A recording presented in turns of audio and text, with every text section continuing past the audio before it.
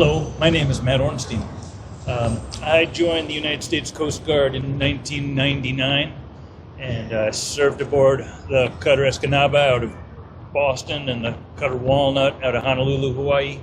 And in 2003, I deployed to Iraq, or initially to the Northern Arabian Gulf, doing oil for food embargo enforcement in support of the United Nations mission to prevent the unlawful sale of Iraqi oil while allowing humanitarian aid and food to come in for the people.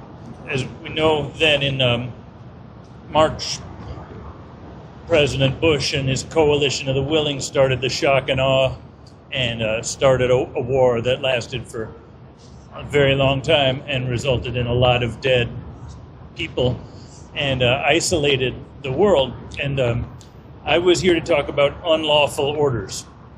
I've seen the Trump administration corrupting the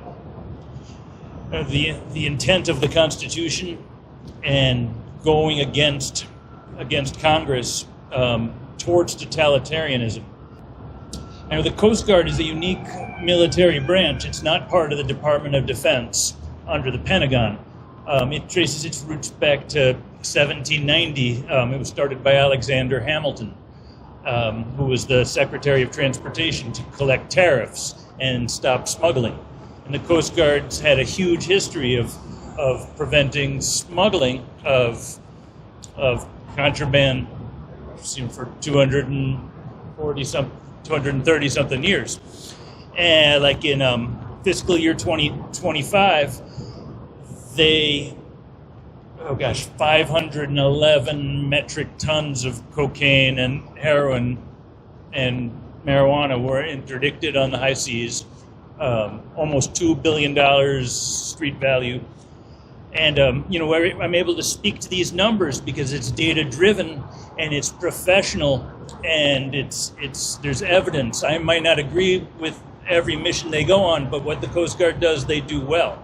Then in the fall of last year, our president decided he was going to change the game in the war on drugs and start blowing up boats without any due process, without any accountability, and to me that's war crime. I know Pete Hegseth was calling for strafing and killing survivors. And that's Nuremberg-level stuff. Calling on every active duty and reserve military member to refuse unlawful orders, be it related to Iran or, like I was talking about, these bombings in the Caribbean and the Pacific.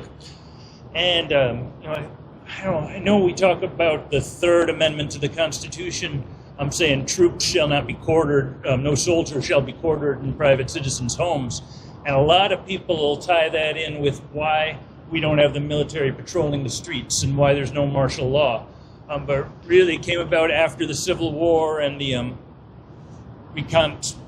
Reconstruction period. In 1878, the Posse Comitatus Act was passed to say no active duty military shall enforce civilian law.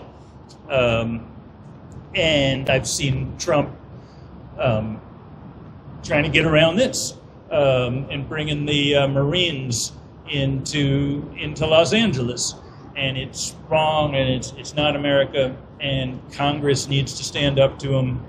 And he joked he wanted to be a dictator just for a day, but he's setting up to be a dictator in the long term. And that's why I'm calling people to act up and speak out. And someone else should speak now.